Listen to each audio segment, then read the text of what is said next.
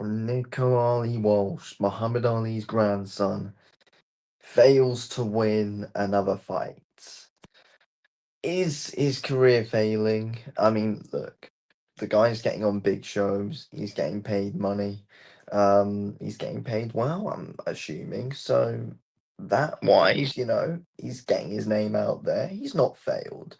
But achievements wise, I think, you know, he's obviously got a massive name, like all the pressure on him, like arguably, like, probably is the greatest of all time. Muhammad Ali, the greatest heavyweight of all time, definitely, in my opinion.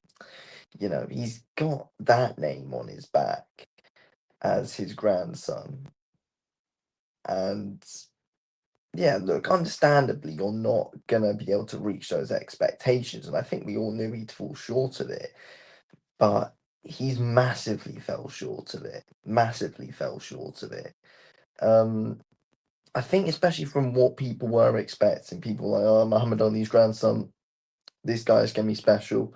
He was trying to do like the Ali shuffle in there with everything against Clinton, mocking him a bit as well with the whole back of the head stuff. But reality is, I scored the fight a draw. I think it's the right decision for this fight to be a draw.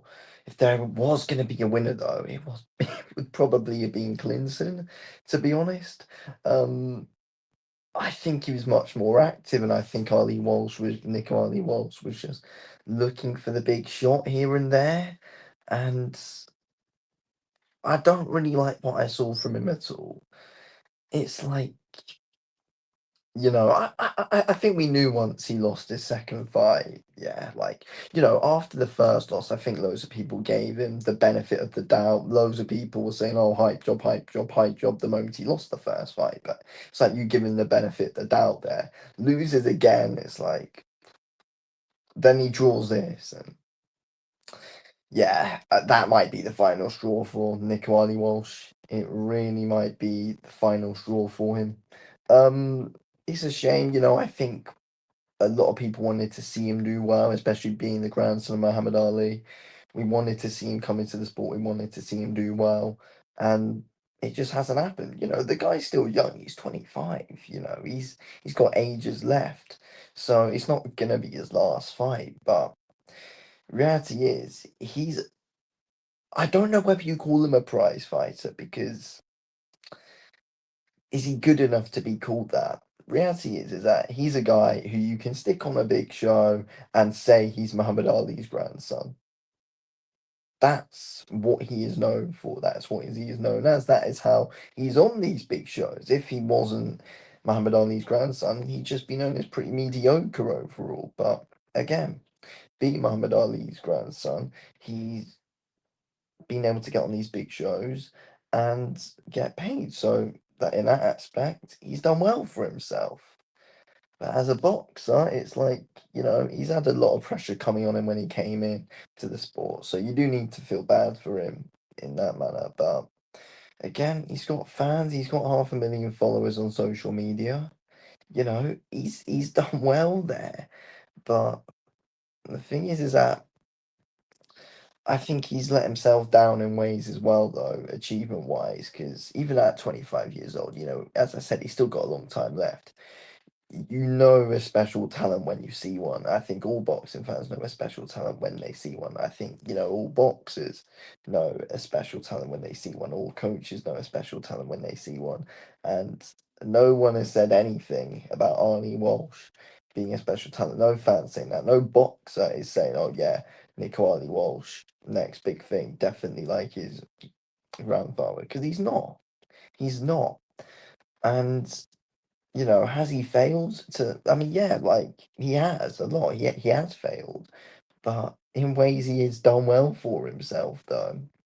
Um, but yeah, that draw there, it could be the final straw. And when do promotions like Top Rank drop him?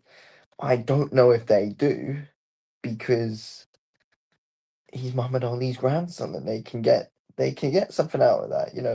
They can make money out of that. He is a guy who promoters can still make money out of no matter what's happening, and it gets us talking about him because he's Muhammad Ali's grandson. Even like in disappointing results like this, oh, Ali Walsh fails again. He's failed to win another fight. Ollie Walsh looked disappointing once again. Like he's easy to talk about, and that is something which he hasn't failed in. People are talking about him. That is because of his grandfather, yes, but he is a character as well. He's not a boring guy at all. He's not boring to watch. I think he's been in some good scraps.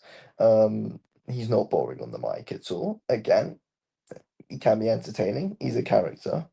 Um, but yeah, it's disappointing to see him fail again there. And that is that the final straw? I don't know. I don't know. Um, I mean, he's been set up even before he came into boxing. He's been set up.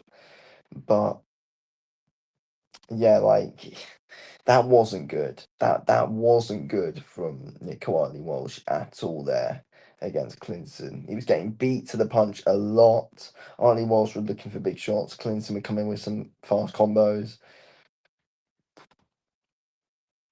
Don't know what else to say on it, to be honest, but it's boxing career wise, it's not looking good. But again, people are talking about him. The media are talking about him.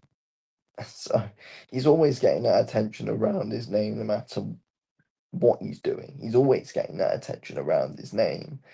And I think he's happy with that. I think he's happy with that. You look at Nico Ali Walsh, you don't see him improving fight by fight. You don't. He's very similar to the guy that he debuted as, in my opinion, anyway.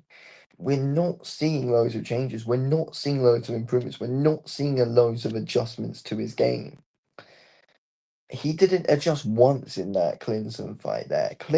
He was doing all right early on, Ali Walsh, but Clinton eventually adjusted, and Ali Walsh had some real problems being able to figure that out. He couldn't really figure it out when Clinton adjusted. Ali Walsh couldn't. He was doing the exact same thing.